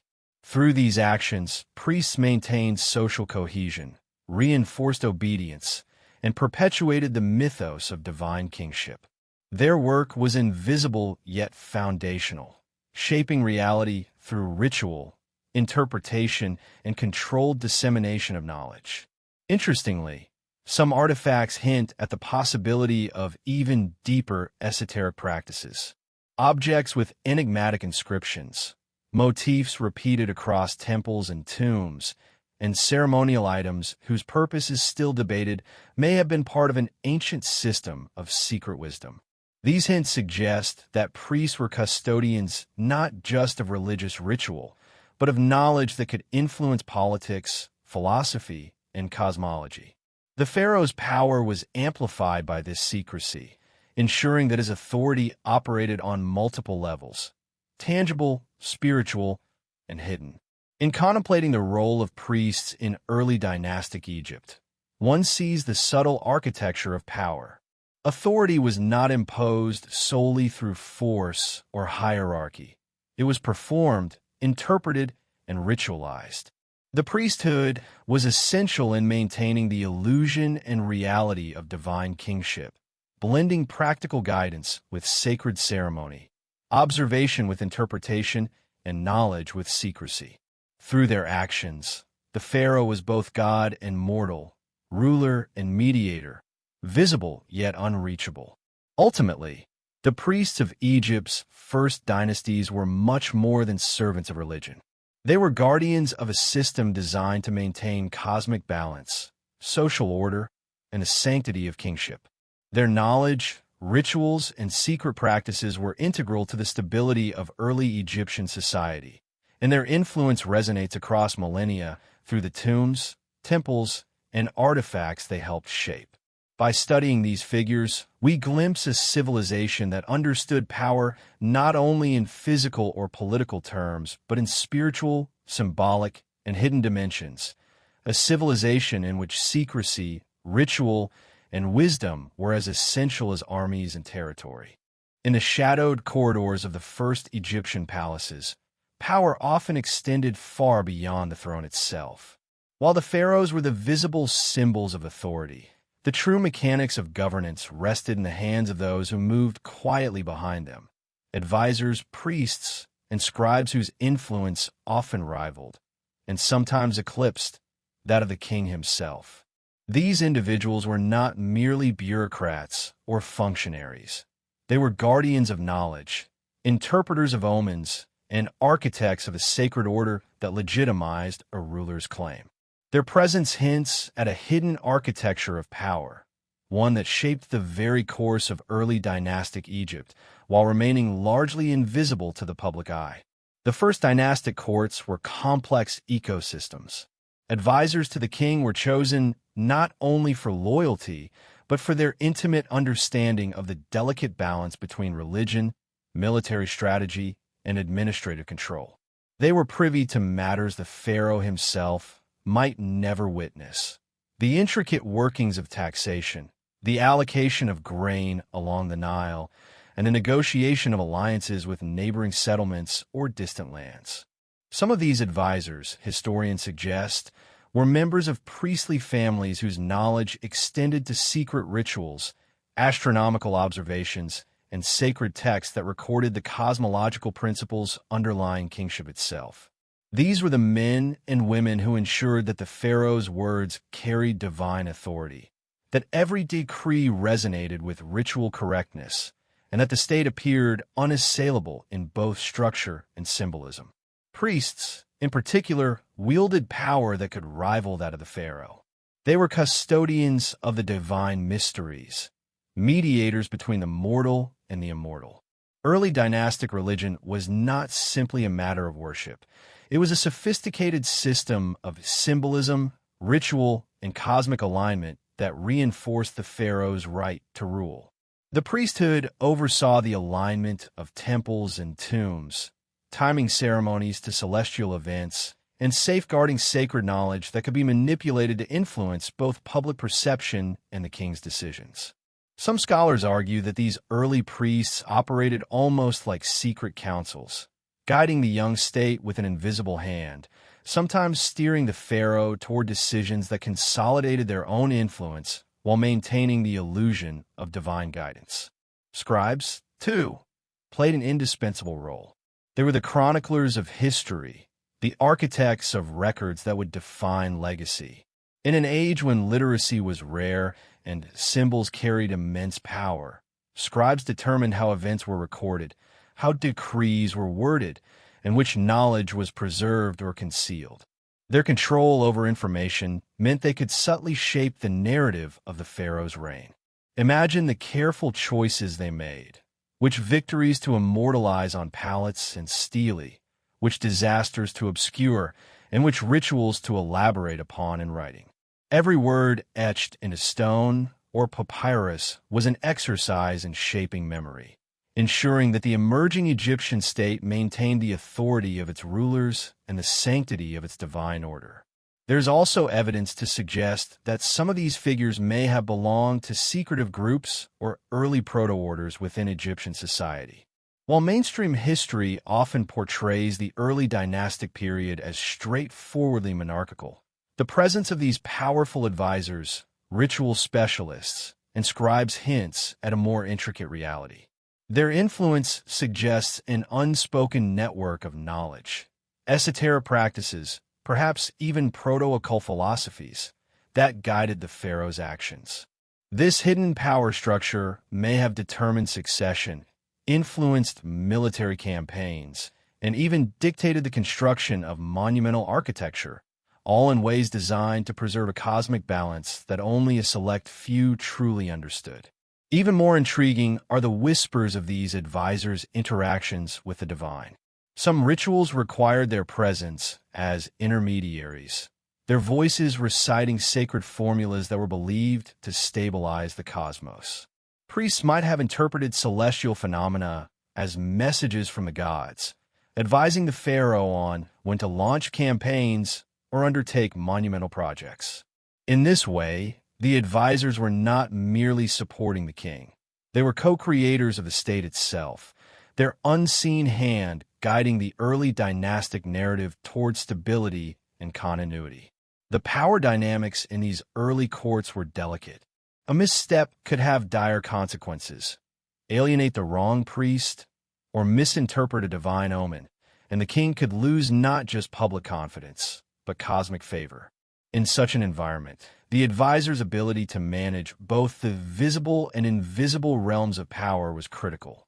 They functioned as both the backbone of governance and as gatekeepers of forbidden knowledge, capable of steering the course of history while remaining largely unseen.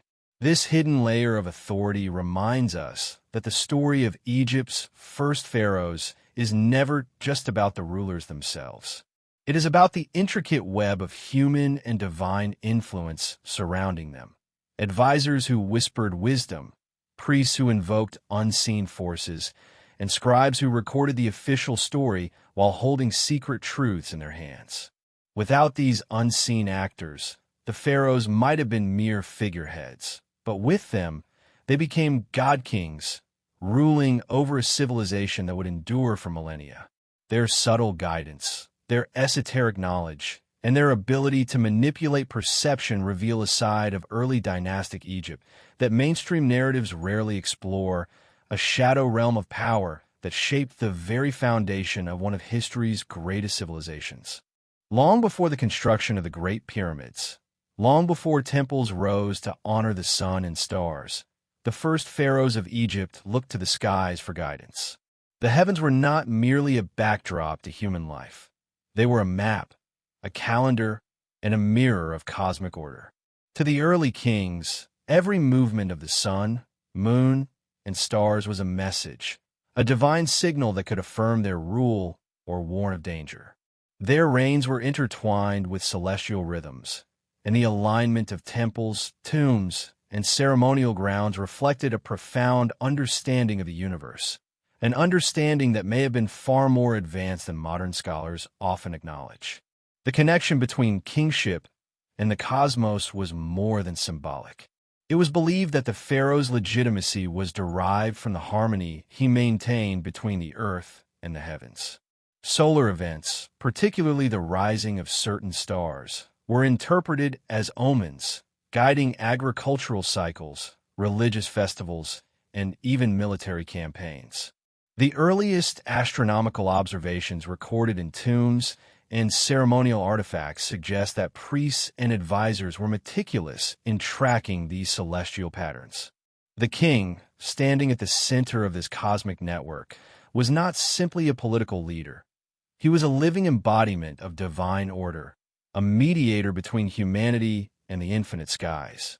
Evidence of this celestial awareness can be found in the alignment of tombs and monuments. The early dynastic rulers carefully oriented their mastabas and later, their stepped tombs, in ways that corresponded with the movement of prominent stars or the solstices. The Narmer palette, though primarily a political artifact, also hints at cosmic symbolism. The king's control over earthly foes mirrors a cosmic balance, suggesting that victory and order on the ground reflected harmony in the heavens. These alignments were not accidental. They required precise observation, careful planning, and a shared belief system that intertwined astronomy, ritual, and rulership into a seamless, almost mystical practice. Priests played a central role in this celestial dialogue. They were the interpreters of signs, the translators of the heavens' intentions. When a comet appeared or the stars shifted in unexpected ways, it was their responsibility to counsel the pharaoh. Their knowledge extended beyond mere observation. It included the timing of rituals, the placement of offerings, and the orchestration of ceremonies designed to ensure cosmic favor. In this sense, the first pharaohs were never alone in their decisions. They were guided by an elite class who claimed to hear the whispers of the gods in the night sky. Some scholars suggest that these early astronomers may have possessed knowledge lost to time, insights into the motions of planets and stars that modern science is only beginning to rediscover. Temples were more than houses of worship. They were observatories, laboratories of sacred knowledge, where geometry, astronomy, and ritual converged.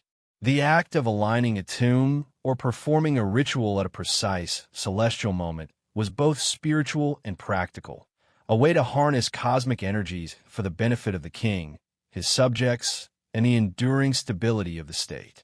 This cosmic dimension of kingship also fed into prophecy.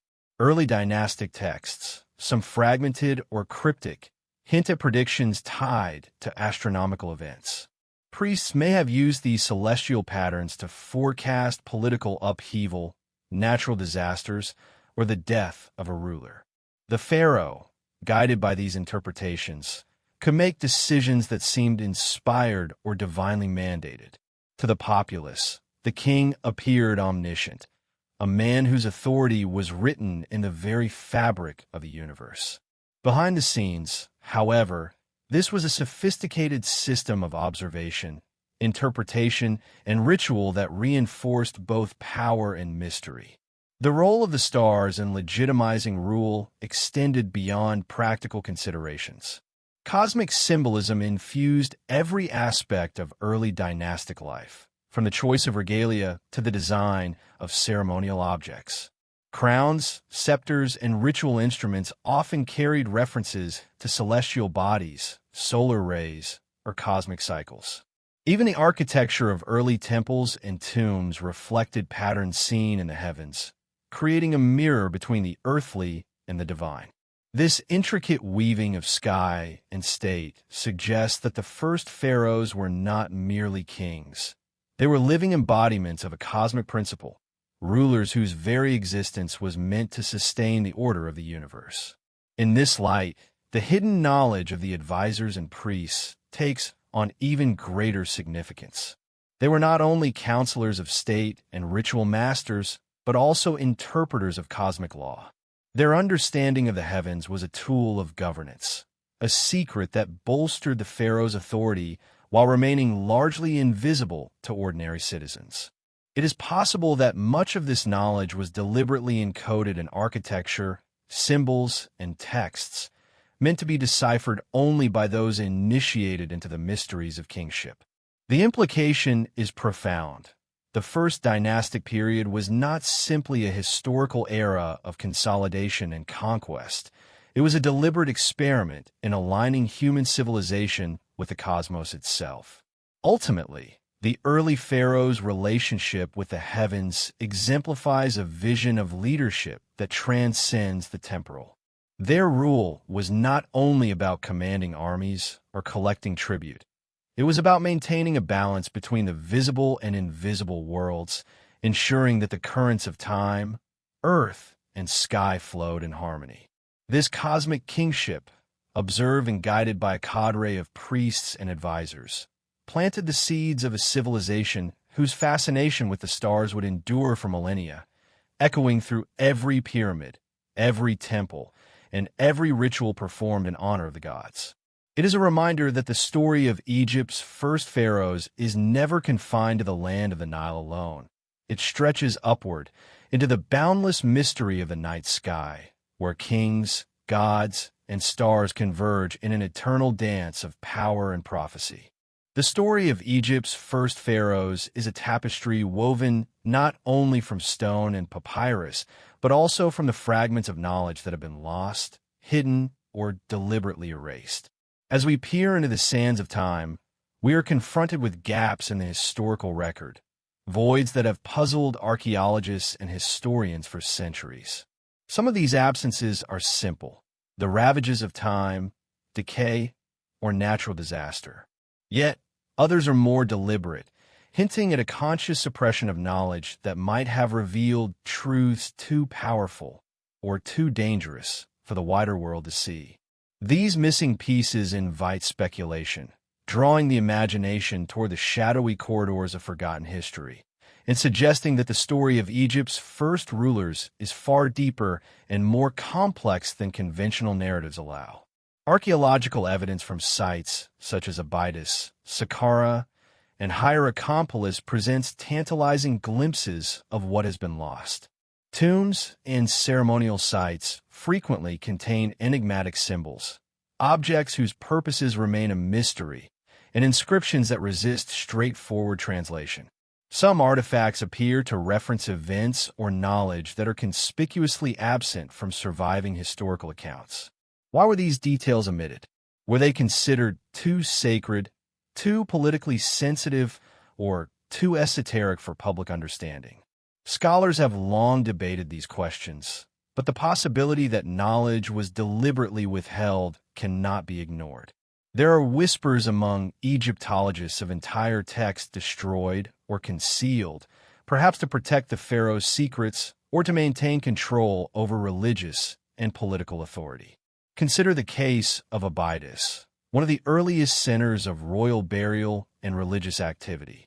Excavations have revealed an extraordinary range of artifacts, from intricately carved palettes to ceremonial vessels, yet the full scope of their meanings remains elusive. Many of these items suggest knowledge of ritual, cosmology, and kingship that exceeds what we might expect from a civilization in its earliest dynastic phase. Some researchers propose that these objects were deliberately encoded with hidden meanings, intended for a select few who possess the training or initiation to interpret them. If this is true, it would imply that a structured system of secrecy existed from the very beginning, with advisors, priests, and scribes as its custodians. Written records from the early dynastic period are frustratingly sparse. While inscriptions on tombs, palettes, and ceremonial objects give glimpses of political and religious life, they often leave more questions than answers. Gaps in the narrative, contradictions, and abrupt shifts in the historical record suggest that certain stories were either suppressed or rewritten. It is conceivable that some kings' achievements, failures, or knowledge were deliberately obscured to suit political ends, to reinforce the authority of successors, or to maintain the illusion of divine legitimacy. In this sense, the early dynastic history of Egypt is not merely incomplete. It is curated, filtered through the lens of those who controlled both power and memory. The suppression of knowledge may also extend to the mystical and esoteric. Early dynastic Egypt was a society steeped in ritual, symbolism, and sacred observances, yet much of what these early rulers knew about the cosmos, life, and the divine was carefully guarded. Priests and scribes, acting as intermediaries between the king and the gods, may have deliberately restricted access to certain texts, objects, or rituals. This secrecy ensured that sacred knowledge remained potent and protected, but it also means that modern historians encounter only fragments, shards of a greater whole that might forever remain beyond our reach. Even in the realm of archaeology, there are signs of deliberate erasure. Tombs were sometimes defaced, inscriptions chiseled away, and artifacts removed or hidden. Scholars speculate that rival dynasties, political upheavals, or internal power struggles may have motivated such acts. By erasing the records of certain rulers, suppressing particular rituals, or obscuring symbols, the architects of history ensured that only a controlled version of events would endure. These deliberate absences create a shadow history, one that hints at a reality more intricate, more secretive, and more powerful than the sanitized chronicles handed down to us today. This raises profound questions about what we may never fully know. Were there texts detailing the first pharaoh's understanding of the universe, technology, or metaphysical practices that were deliberately hidden? Did the earliest advisors and priests possess knowledge that could have altered the trajectory of human history if it had been widely accessible? The tantalizing possibility exists that the gaps in our historical record are not mere accidents, but intentional acts, a deliberate curation of memory that preserve power and mystique for those deemed worthy. The lost records and suppressed histories of early dynastic Egypt invite us to see beyond conventional accounts. They challenge us to consider that what has survived, stone, pottery, inscriptions, and architecture, is only a partial reflection of a far more sophisticated, secretive civilization. In these shadows lie stories of cosmic kingship, esoteric wisdom, and a society where knowledge itself was a form of power, carefully guarded and selectively revealed. By piecing together these fragments, we begin to glimpse a civilization that was not only the foundation of Egyptian culture, but also a repository of mysteries that continue to captivate and confound, whispering through the ages a knowledge that was once sacred, once forbidden, and now lost to all but the imagination. From the earliest dynasties, the Egyptians wove their history and philosophy into stories of gods, myths, and allegories that transcended mere explanation of the natural world. These narratives were not just fanciful tales for entertainment. They were carefully constructed allegories, encoded with layers of meaning, designed to transmit knowledge, moral instruction, and cosmological truths to those able to interpret them. The line between myth and history was deliberately blurred, creating a landscape where reality and symbolism intertwined. To the modern observer, these myths may appear simple or fantastical, but for the people of early dynastic Egypt, they were blueprints for understanding existence itself, instructions on how to maintain order, and guides for kingship that reached beyond the mortal plane. The gods of Egypt, Ra, Osiris, Horus, and others, were far more than anthropomorphic figures. Each represented principles, natural forces, and cosmic cycles, and their interactions within myths mirrored the political and spiritual realities of human society. The myth of Horus, the rightful king avenging his father Osiris, was not only a story of succession. It was a symbolic reinforcement of the divine right of pharaohs, a template of justice, and a reflection of cosmic order imposed upon the earth. By encoding political legitimacy and spiritual authority into allegory, early dynastic rulers ensured that their reigns were sanctified by the very structure of the universe. This interweaving of myth and reality suggests that Egyptian storytellers possessed a sophisticated understanding of human psychology, social control, and the subtle ways in which symbols can shape perception. Allegory also allowed for the concealment of esoteric knowledge. Beneath the surface of creation myths, there may lie references to cosmology, ritual practices, and philosophical concepts that were not meant for general consumption. Early priests, scribes, and advisors understood that myths could be layered, accessible enough to serve the public and the uninitiated, yet encoded with subtler messages for those trained to decode them. In this sense, Egyptian mythology functioned as both a tool of education and a mechanism of secrecy, transmitting sacred knowledge while preserving its mystery from casual observers.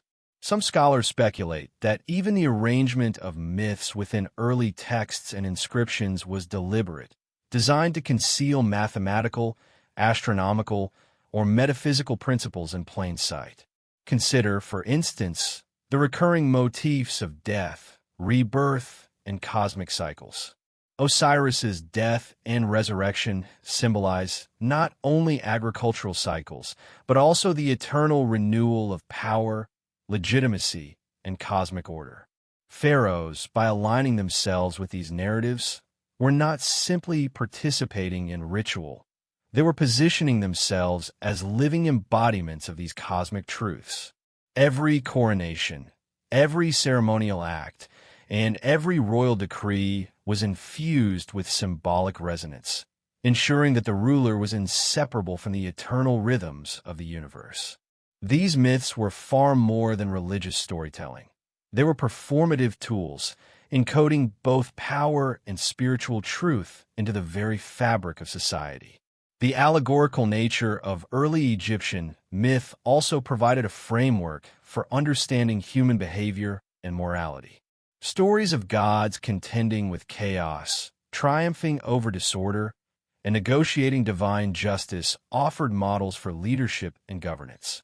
The pharaoh, as the earthly counterpart to these celestial figures, was expected to emulate these patterns, maintaining harmony and balance not just in the spiritual realm, but across the entire civilization.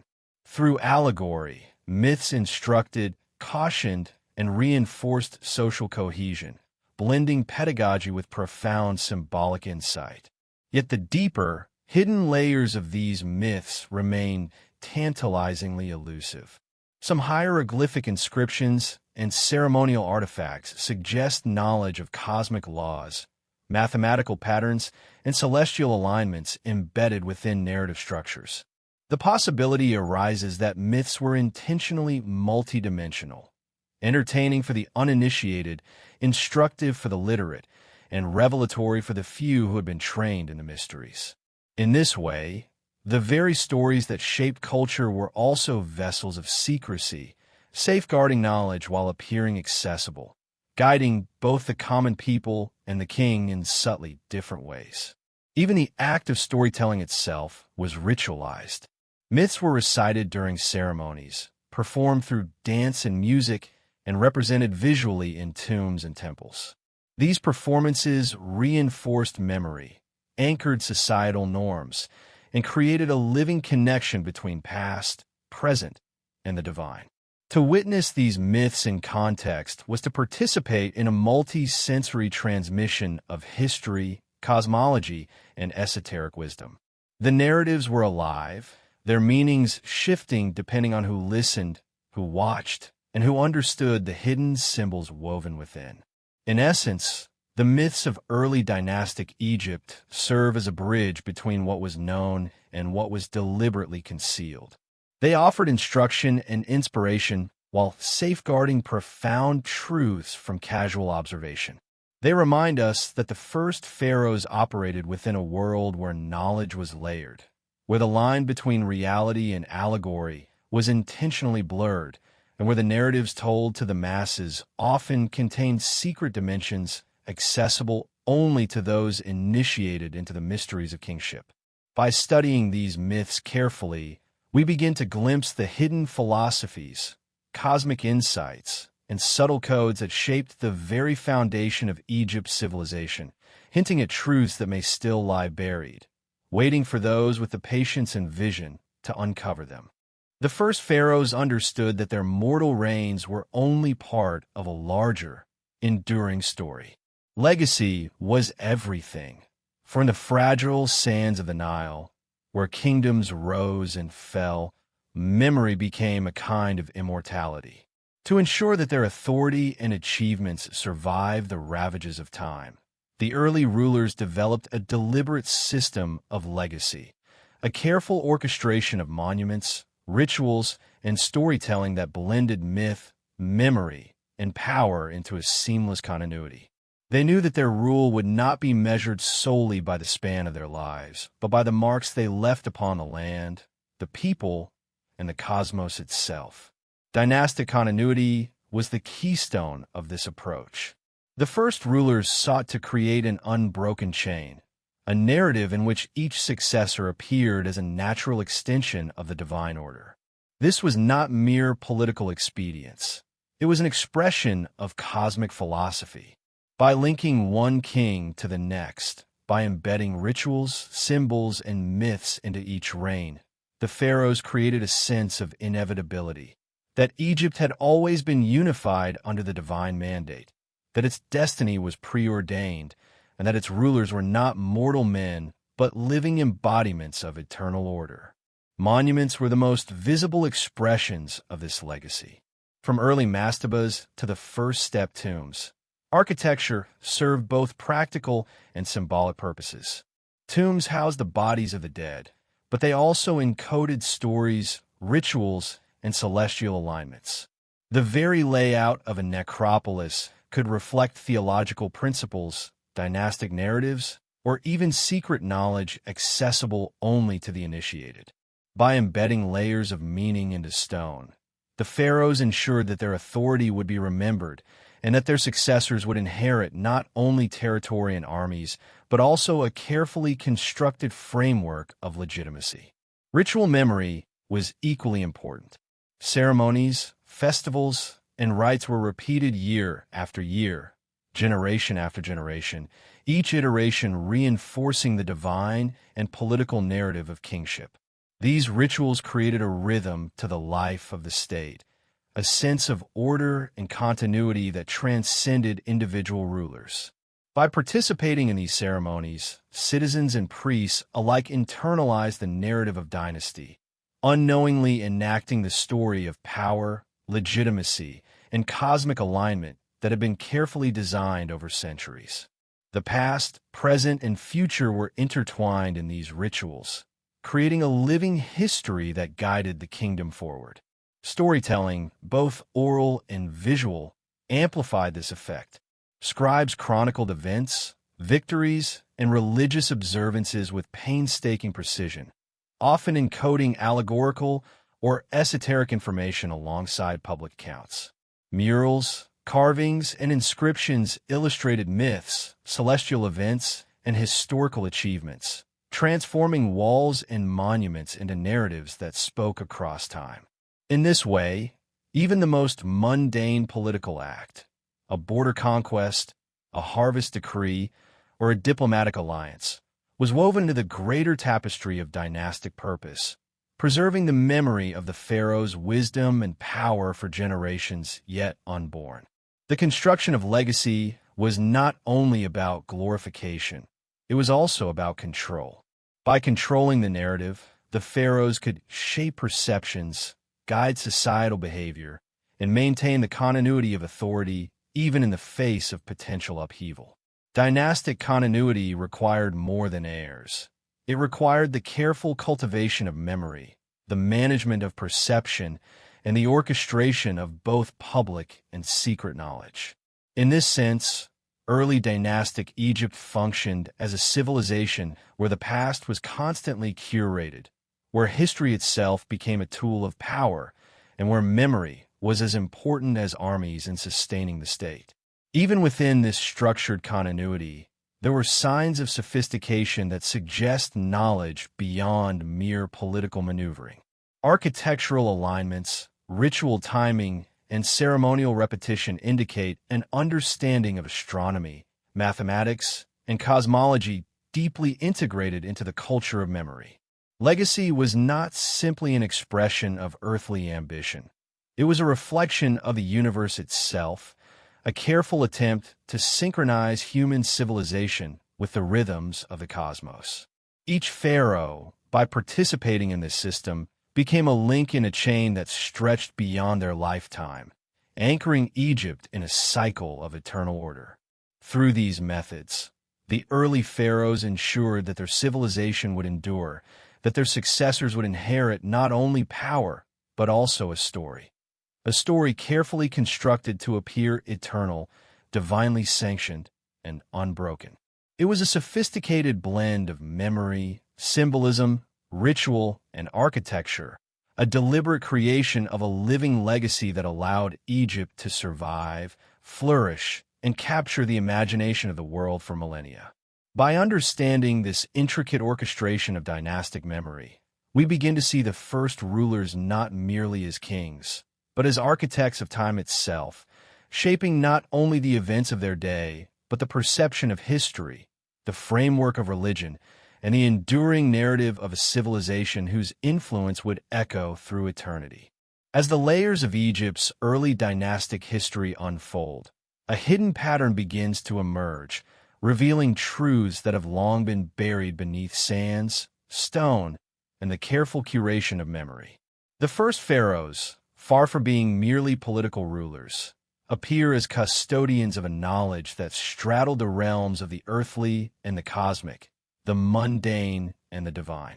Their reigns were carefully orchestrated performances, blending power, symbolism, ritual, and secrecy into a system that has captivated historians and mystics alike. By examining the evidence, the artifacts, the myths, the architectural alignments, and the fragmented texts, a deeper story comes into focus, one that suggests these rulers possessed a comprehension of the world far beyond conventional understanding. Central to this revelation is the role of secret knowledge. From the earliest days, pharaohs were surrounded by advisors, scribes, and priests who controlled the flow of information, encoding wisdom in forms that only the initiated could decode. Palettes, Tomb inscriptions and ceremonial objects were more than decorative. They were repositories of coded information, blending politics, religion, and possibly even technology or cosmology into symbolic language. The Narmer palette, for instance, is not merely a record of conquest.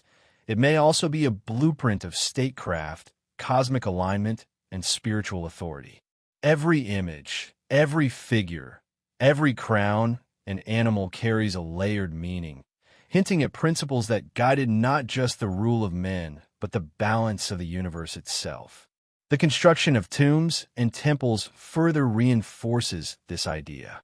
Early dynastic architecture, from Abydos to Saqqara, shows remarkable precision in alignment with celestial events. This was no coincidence. The pharaohs' monumental works were carefully calibrated to mirror cosmic cycles, linking human society to the rhythms of the heavens. Such alignment suggests a sophisticated understanding of astronomy and mathematics, embedded within ritual and myth. The first rulers appear to have inherited or discovered knowledge that allowed them to synchronize their civilization with the cosmos, positioning themselves as living conduits of divine order. Ritual and myth were equally significant in this hidden framework. The stories of gods, kings, death, and rebirth were not merely allegorical. They encoded principles of governance, cosmology, and sacred wisdom. By participating in these narratives, pharaohs enacted a dual role. They were both mortal rulers and living symbols of cosmic truth. Ceremonial acts, festivals, and observances became not just expressions of religion, but mechanisms for transmitting and preserving this secret knowledge. The myths were an instruction manual of sorts, guiding rulers and priests in the subtle manipulation of social, spiritual, and perhaps even natural forces. Even the act of preserving or suppressing information was deliberate. Missing records, erased inscriptions, and fragmented texts suggest that certain knowledge was considered too potent, too dangerous, or too sacred to be widely disseminated. This implies a highly controlled system, where wisdom was restricted to those deemed worthy or initiated. The implication is profound. Egypt's first pharaohs may have wielded power not merely through armies or politics, but through an intimate understanding of forces, cosmic, spiritual, and social, that the majority of their subjects could not perceive. Their authority was reinforced by secrecy, by the careful management of knowledge, and by the creation of symbols whose meanings were layered and esoteric. Modern archaeology, while illuminating, still only scratches the surface of these mysteries. Artifacts and structures hint at a civilization capable of extraordinary feats, guided by principles that we may only partially understand today. The sophistication of early dynastic alignment, the precision of ritual timing, and the allegorical complexity of myths all point to a deliberate, conscious system of knowledge preservation and manipulation. It is as if the pharaohs were architects not only of stone, but of information, controlling both what was seen and what was hidden, shaping history in a way that ensured their influence would endure long after their deaths.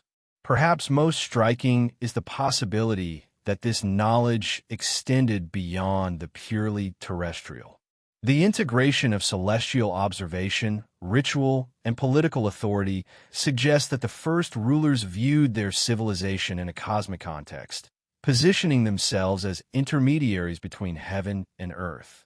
They may have understood cycles of time, astronomical patterns, and principles of harmony that guided not only agricultural and political success, but also spiritual legitimacy. Their power, therefore, was both practical and symbolic, worldly and cosmic, a duality that reinforced their status as living gods while concealing the mechanisms by which that divinity was maintained. The culmination of these threads, the secret knowledge, the encoded myths, the cosmic alignment, and the deliberate management of memory, reveals a civilization that was consciously designed not merely to survive, but to endure as a paradigm of order, authority, and mystery. Egypt's first pharaohs were more than rulers. They were visionaries, ritualists, and custodians of wisdom whose legacy continues to echo through millennia. In this light, the earliest dynasties are not simply historical actors. They're the architects of a system in which knowledge itself was power, where every monument, myth, and ritual carried a hidden dimension, and where the line between reality and allegory was a carefully maintained threshold, crossing which only the initiated could glimpse the full scope of human and cosmic order. In understanding this, we approach the heart of Egypt's first civilization, a world in which kingship, ritual, and knowledge were inseparable. Where the visible grandeur of monuments concealed hidden principles of power, and where the first pharaohs may have possessed insights, lost to time, that still whisper to us across the sands of history. This is the secret of the early dynastic period, the hidden truth that elevates these rulers from mere mortals to stewards of mysteries that continue to intrigue, confound, and inspire awe even today. As the story of Egypt's first pharaohs comes into full view, we are left with a sense of wonder and contemplation. The civilization they shaped was not merely a collection of kings, monuments, and myths. It was a carefully orchestrated symphony of power, knowledge, and ritual, harmonized with the rhythms of the cosmos. The legacy of these early rulers stretches far beyond their mortal reigns, echoing across millennia in stone, in myth, in ritual, and in the very imagination of humanity. To look upon the Nile, to wander among the ruins of Abydos or Saqqara, is to witness the enduring imprint of visionaries who understood that true authority lies not just in force or decree, but in the careful shaping of memory, knowledge, and belief. The first pharaohs left behind more than just tombs and temples. They left frameworks for understanding the world. Every artifact, every symbol, and every carefully timed ritual was a thread in a vast tapestry connecting human society to the cosmos. The alignment of tombs to stars, the encoding of myths with esoteric meaning, and the meticulous management of legacy all suggest a civilization attuned to forces that modern eyes are only beginning to perceive. These rulers did not merely govern. They orchestrated reality, crafting a society that reflected both earthly order and cosmic law. Even today, their influence persists, though often subtly. Modern symbols, esoteric traditions, and cultural motifs echo patterns first established in these earliest dynasties. The fascination with kingship, divine authority, and hidden wisdom that captivated the early Egyptians continues to resonate in contemporary spirituality, philosophy, and storytelling. In essence, the first pharaohs set a precedent. They demonstrated that civilizations could endure not merely through conquest or architecture, but through the careful orchestration of knowledge, ritual, and symbolism. They created systems of power designed to transcend mortality itself. Yet perhaps the most profound lesson lies not in monuments or myths, but in the spaces between, the gaps in the historical record, the missing texts, and the secrets intentionally hidden from the uninitiated. These silences are as telling as the artifacts themselves, hinting at knowledge once considered sacred, dangerous, or forbidden. They remind us that history is never complete, and that the past is often curated, shaped by those who controlled information, memory, and belief. To understand Egypt's first pharaohs is to embrace both what is known and what remains hidden, recognizing that the full story exists across a spectrum of revelation and concealment. There's a subtle invitation in this realization, one that echoes across time. To look closer, to read between the lines, and to listen to the whispers of history.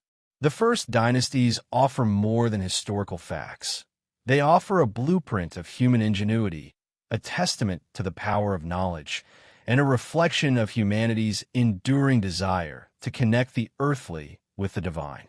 Their civilization reminds us that progress is not solely a matter of material achievement, but also of understanding, insight, and the careful stewardship of wisdom across generations. In reflecting on their legacy, we are also drawn to consider our own place in the continuum of time. The pharaohs of the early dynastic period understood the weight of their choices, the responsibility of leadership, and the significance of shaping perception as much as action. They were architects of both reality and memory, weaving stories that would outlive their mortal forms. By contemplating their civilization, we gain insight into the delicate interplay of power, knowledge, and eternity, and we are invited to imagine what other truths might lie hidden in the shadows of history, waiting for those patient enough to uncover them. Ultimately, the story of Egypt's first pharaohs is a meditation on time itself. It is a reminder that human history is rarely linear, that knowledge can be hidden or revealed, and that civilizations rise not merely through conquest, but through vision, ritual, and the careful preservation of wisdom. The monuments and myths of these earliest rulers speak to us across the ages, whispering of mysteries, cosmic principles, and secrets that defy the ordinary. Their legacy is a call to curiosity, reflection, and reverence for the depth of human endeavor. As we leave the sands of Egypt behind and return to the present, we carry with us the echoes of these ancient kings and queens, their ambitions, their wisdom, and the shadows of their secrets. Their civilization was both tangible and intangible, anchored in stone, yet elevated by myth, bound to the Nile, yet reaching for the stars. In contemplating their story, we are reminded that history is not merely a chronicle of events, but a living narrative shaped by visionaries who understood that power, knowledge, and memory are inseparable. The first pharaohs, in all their mystery and grandeur, continue to guide us, inviting us to explore, question, and dream. And perhaps, in the silent whispers of time, some of their secrets still await discovery, ready to illuminate the mind and stir the imagination, just as they did thousands of years ago.